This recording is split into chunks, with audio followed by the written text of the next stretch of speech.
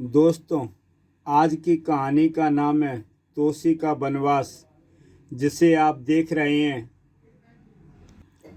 YouTube channel comics तक पर।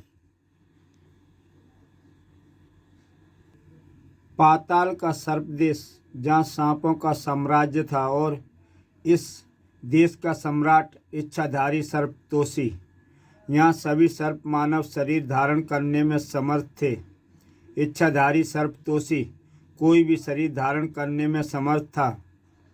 हिमालय पर्वत की एक बर्फीली गुफा में, जिस गुफा में शिवाला तपस्या कर रहा था, वह योगमाया की सिद्धपीठ गुफा थी। गुफा में एक शिवलिंग स्थापित था और पीछे खड़ी थी योगमाया की मूर्ति। शिवाला को तपस्या करते 10 वर्ष बीत गए थे। आखिरकार शिवाला की तपस्या सफल प्राप्त हो गई। योगमाया प्रकट हो गई। हे भक्त, आंखें खोलो, मैं तुम्हारी भक्ति से प्रसन्न हूँ। शिवाला ने नेत्र खोल दिए। हे योगमाया, मेरा प्रणाम स्वीकार करो। मैं धन्य हूँ जो आपने मुझे दर्शन दिए। वरदान मांगो भक्त। हे योगमाया, मैं जानता हूँ आप शिवरूपा हैं।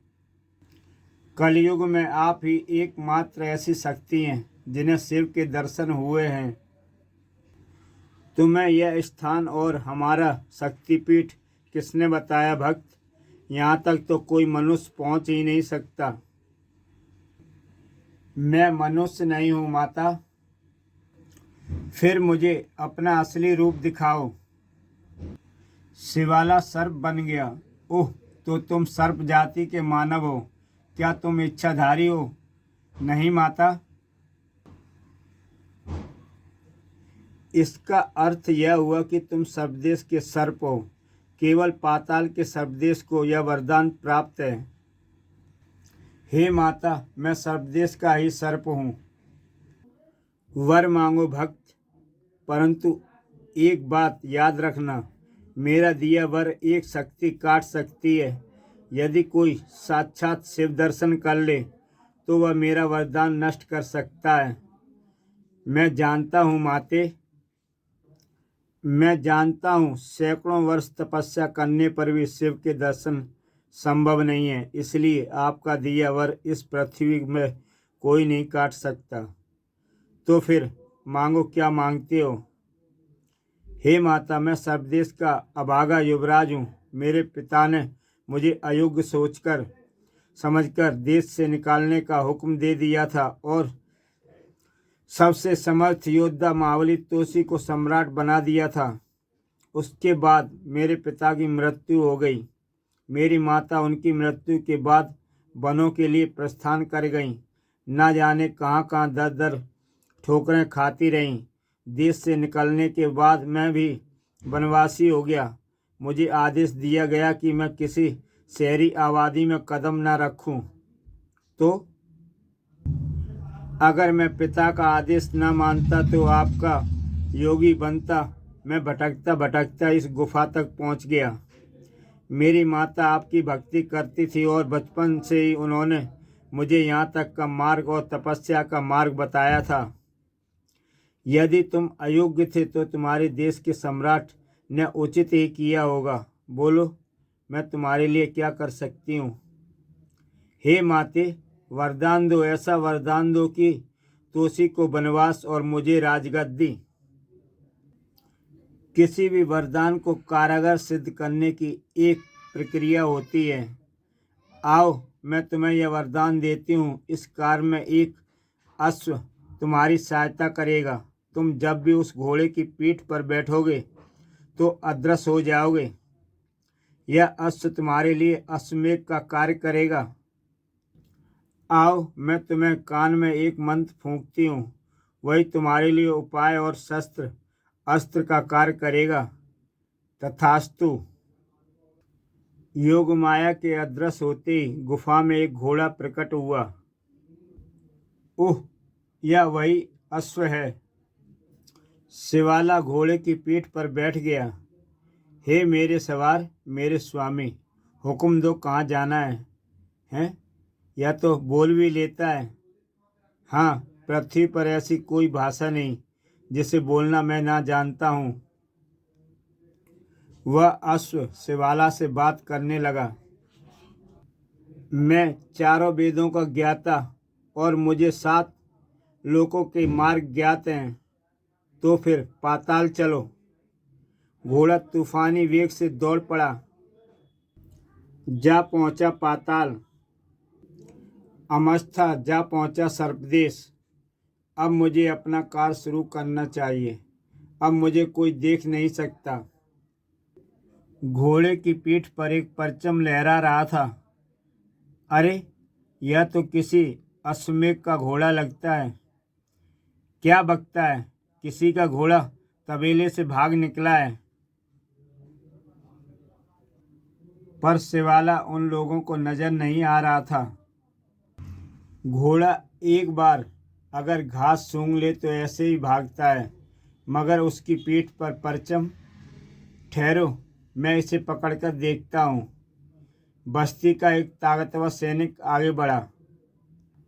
सैनिक ने अमावस्या का पीछा किया। एक जगह उसकी रास थाम ली। घोड़ा बहुत ही अच्छी नस्ल का है, इसे अपने घर ले चलता हूँ। सैनिक घोड़े को बस्ती में ले आया। देख लिया, यह है वो घोड़ा। अश्वमेध यज्ञ का घोड़ा नहीं है। अदृश्य शिवाला ने हमला किया। खच्चाक, घोड़ा फिर दौड़ चला।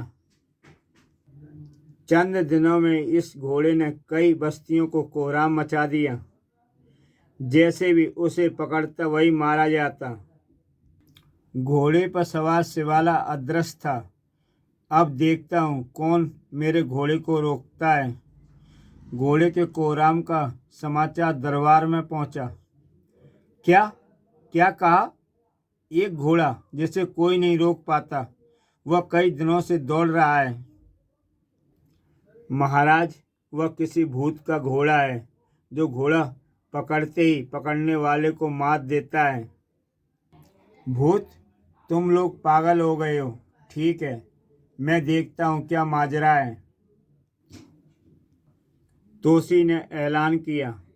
मैं ऐलान करता हूँ कि अब कोई भी इस घोड़े को पकड़ने की कोशिश नहीं करेगा।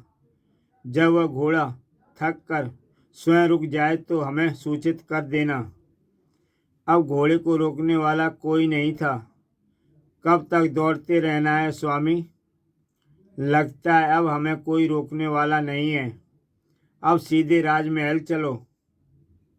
और घोड़ा शिवाला को लिए राजमहल की ओर चल पड़ता है। तोसी का हुक्म था कि घोड़े को रोका न जाए, इसलिए उसे महल में दाखिल होते समय भी न रोका गया। वह यही घोड़ा है, वही है। महल में जा कहाँ रहा है? घोड़ा सीधा राजमहल में जाकर रुका। तो यह वही घोड़ा है? जी हाँ, वही है। यही है, इसकी पीठ पर भूत बैठा है। इसके गले से फरमान उतारो। सैनिक ने फरमान निकाला। फरमान पढ़कर सुनाया जाए। फरमान पढ़कर सुनाया गया। सर्वदेश के सम्राट तोसी को चुनौती दी जाती है कि वह उसे राजगद्दी के असली वारिस शिवाला से युद्ध लड़कर अपनी श्रेष्ठता सिद्ध करे, अन्यथा राजगद्दी त्याग दे। यदि तोसी शिवाला से युद्ध में पराजित हो जाएगा तो उसे 20 वर्ष तक वनवास भोगना पड़ेगा, अन्यथा बिना युद्ध के वह राजगद्दी त्याग दे। परंतु शिवाला है कहाँ? शिवाला को तो देश से निकालने का दंड दिया गया है। इसी दरबार में वह अयोग्य घोषित किया गया था। शिवाला घोड़े से कूदकर प्रकट हो गया। हाँ, मुझे देश निकाले का दंड दिया गया था क्योंकि इसमें तोसी की साजिश थी। यह राजा बनना चाहता था। इस इच्छाधारी ने मेरे पिता पर वशीकरण जादू किया था, अन्यथा मेरा इसका मुकाबला करवाया जाता और मैं अपनी श्रेष्ठता सिद्ध कर देता। मैं उस दंड को स्वीकार करते हुए तोसी को चुनौती देता हूँ। यह इच्छाधारी है परंतु कायर है। यदि बहादुर होता तो मुझसे मुकाबला करता, मेरे पिता को ढाल न बनाता। बुजदिल, तू सर्वदेश की मर्यादाओं का उल्लंघन कर रहा है। तुझे दंड दिया गया है। तूने अपने पिता की आज्ञा का भी मान नहीं रखा। बंदी बना लो इसे। सैनिक शिवाला की तरफ बढ़े। पकड़ लो इस बागी मुजरिम को। तभी शिवाला ने तलवार निकाल ली। खबरदार, अगर कोई मेरे पास आएगा तो मारा जाएगा। जैसे ही सैनिक उसके निकट आए, वह सैनिकों पर टूट पड़ा। शिवाला ने मिनटों में सब सैनिकों को मार गिराया। मैं इसी तरह तुझे भी मार सकता हूँ तोसी, मगर तुझसे मैं धर्मयुद्ध लड़ूंगा और तुझे पराजित करके प्रमाणित करूंगा कि यह एक साजिश थी और वह बागी मुजरिम नहीं है। तोसी ने पकड़ध्वज को हुक्म दिया। पकड़ध्वज, इसे पकड़ लो। पकड़ध्वज तोसी के अंदर का एक ऐसा इच्छाधारी था जो किसी को पकड़ ले तो फिर उसकी पकड़ से छूटना असंभव था। लेकिन पकड़ध्वज की लपेट में आने से पहले शिवाला घोड़े की पीठ पर बैठ चुका था। हैं? गायब हो गया। घोड़ा दरवाजे से निकल गया। शिवाला का घोड़ा बस्तियों में प्रचार कर रहा था, इस देश का राजा कायर है। मेरे साथ इंसाफ नहीं हुआ। यह तोसी का षड्यंत्र था। शिवाला बस्तियों में लोगों की सहानुभूति बटोर रहा था। मेरी माता भी वनों में भटकती भटकती मर गई।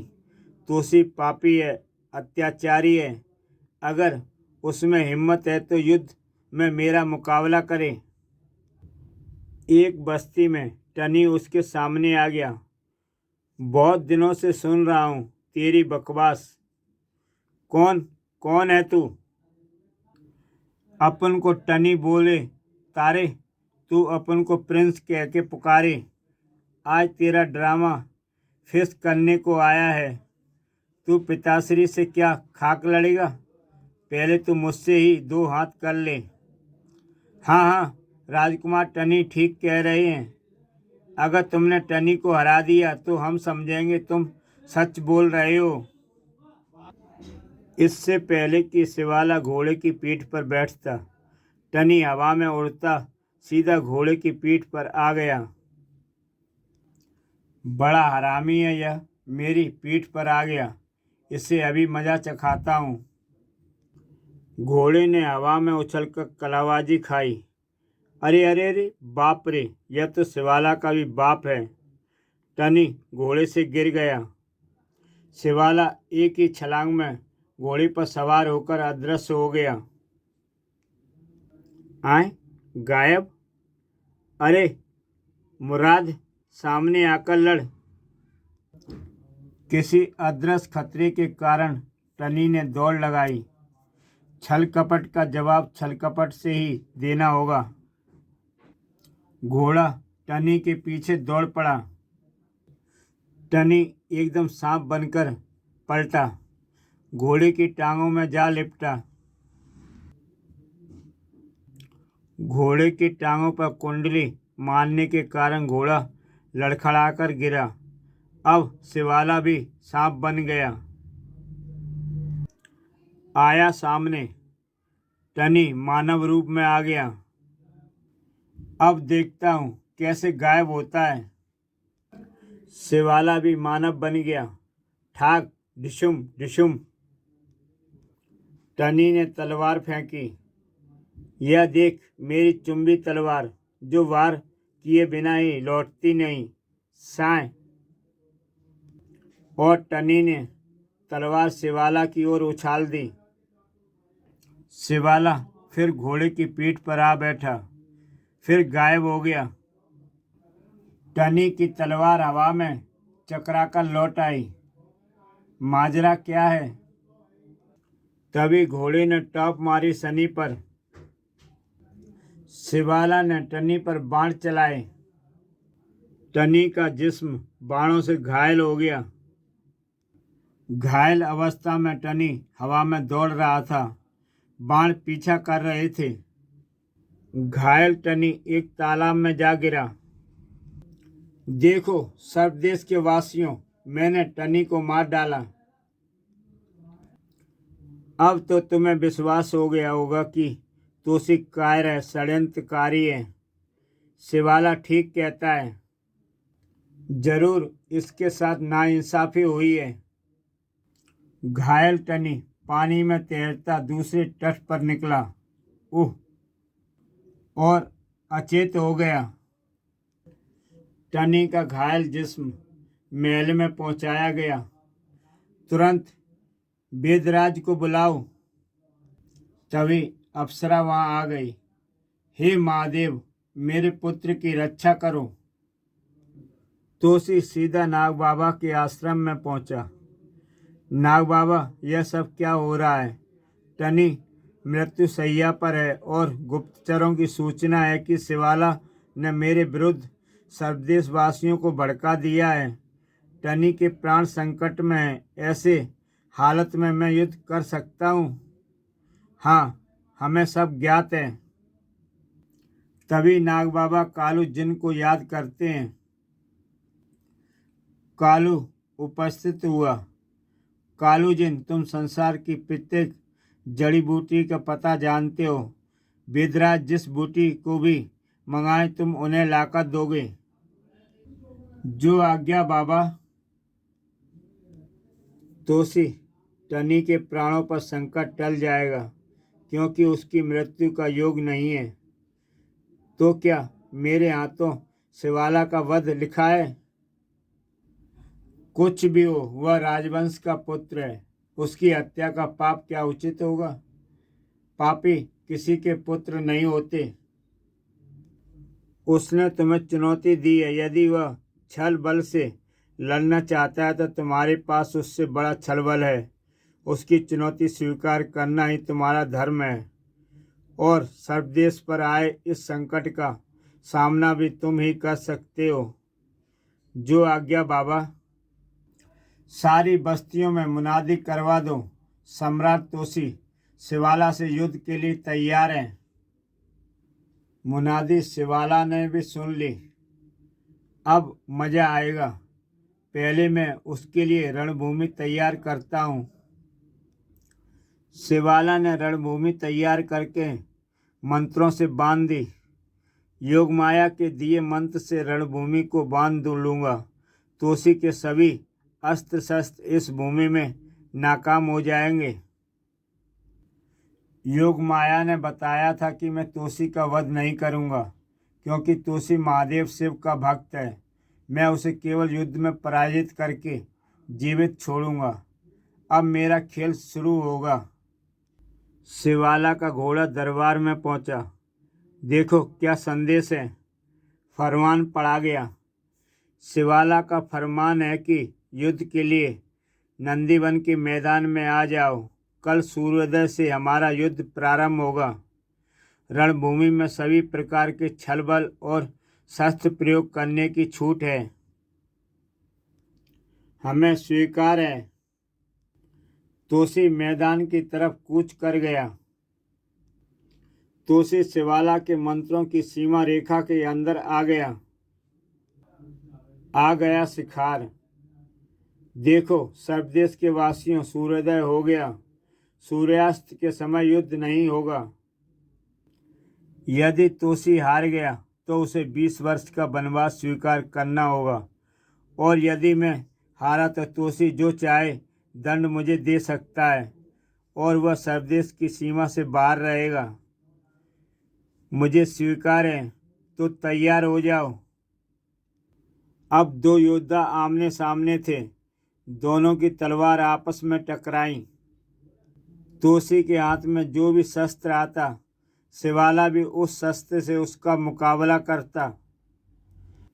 तोसी ने द्वंद्व में शिवाला को उठाकर हवा में घुमाकर फेंका। मेरी पीठ पर आ जाओ। ऐसे इसे नहीं हरा पाओगे स्वामी। शिवाला घोड़े की पीठ पर आ गया। हैं?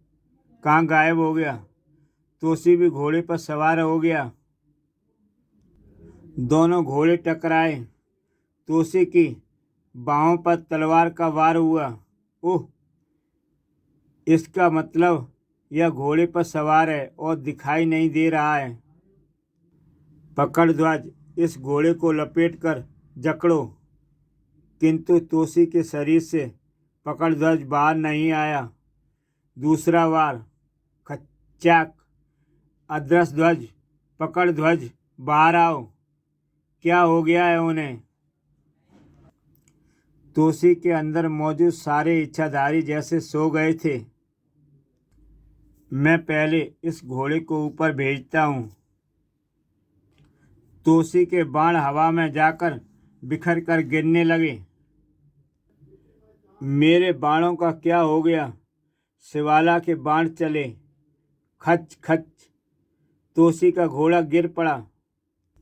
शिवाला के घोड़े ने तोसी पर वार किया। इसे मैं अभी आकाश की सैर करवाता हूँ। तोसी ने घोड़े के आगे की दोनों टांगें पकड़ लीं। तोसी ने विकराल रूप धारण किया।